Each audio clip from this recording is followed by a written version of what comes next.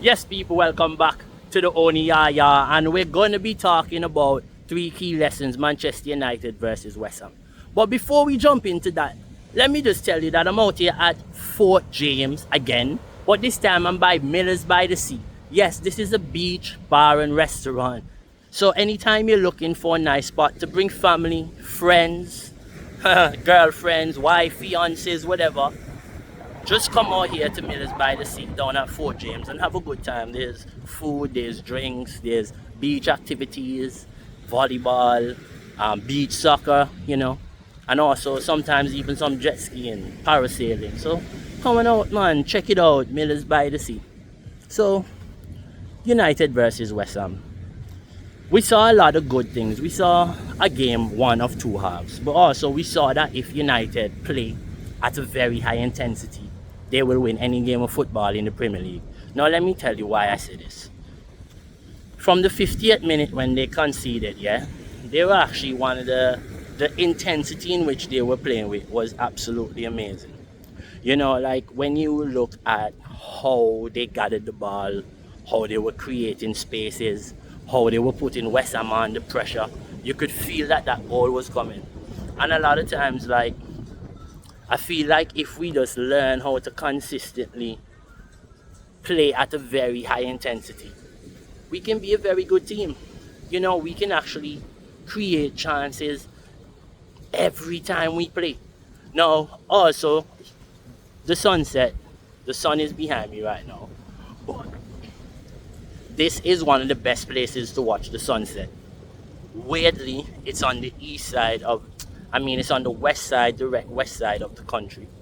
But weirdly, it's actually a really, really nice space to watch. Now, I need to back up because of the sunlight, but number one point is we have to play at a high intensity. Without playing at a high intensity, we're going to struggle.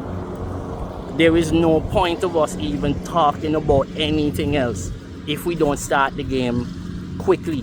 And the minute I saw the way we started that game, I knew we wouldn't really have played any good football, because when you look at the overview and the overlook of what the team was doing, it didn't make any sense.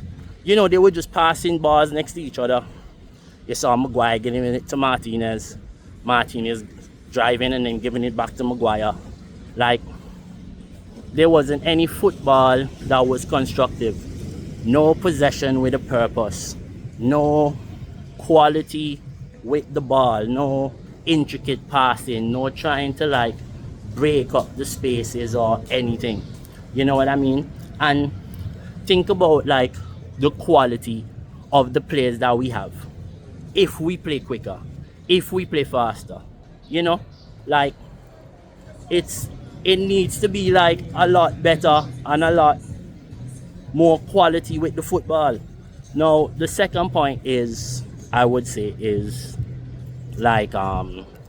we need also to make the quality of how we go about pressuring teams better.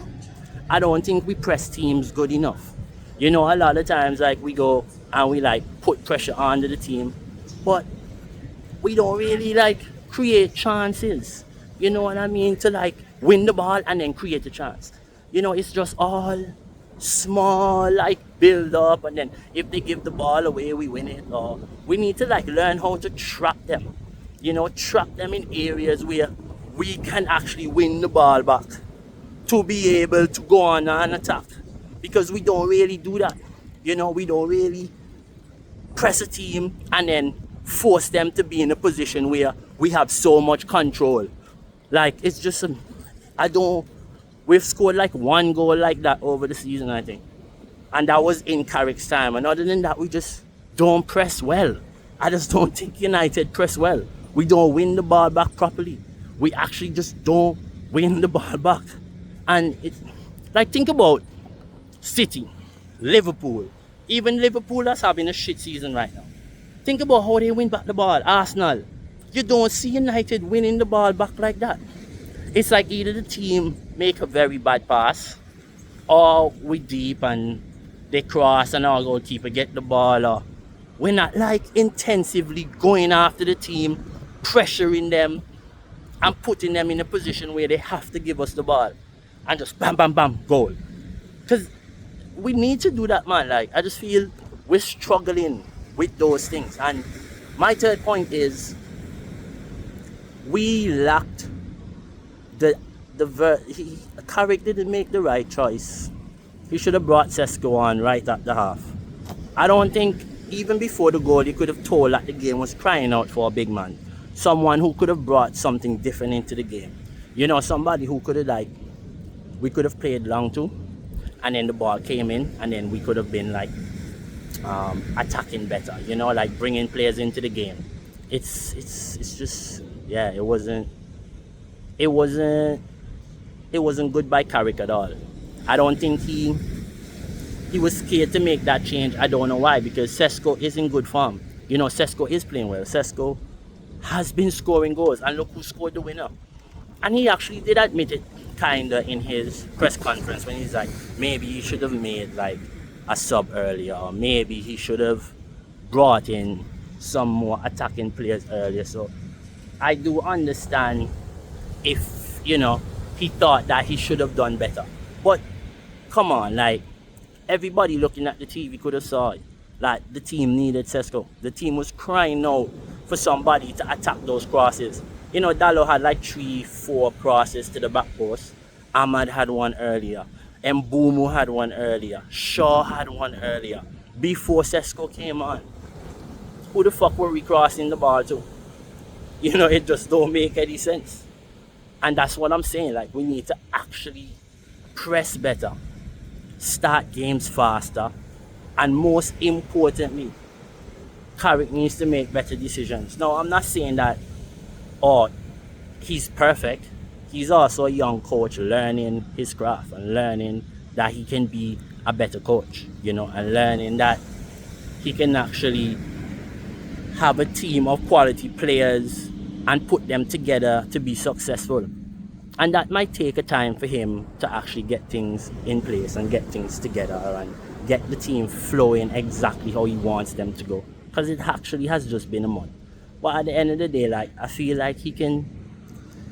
There's just some small decisions I've seen in games where I feel like he's still a bit scared in certain moments to make changes to affect the game, to make the team play a different way, you know? But yes, people, it's been your boy. Don't forget to like, share, and subscribe to the page. I'm sorry for the breakup a bit of the video, but it's just been a lot going on around me. Wasn't expecting so much happening. But yes, we're out here. Don't forget to like, share, and subscribe to the page. Keep hitting the bell for notifications. Can keep bringing you great content going forward.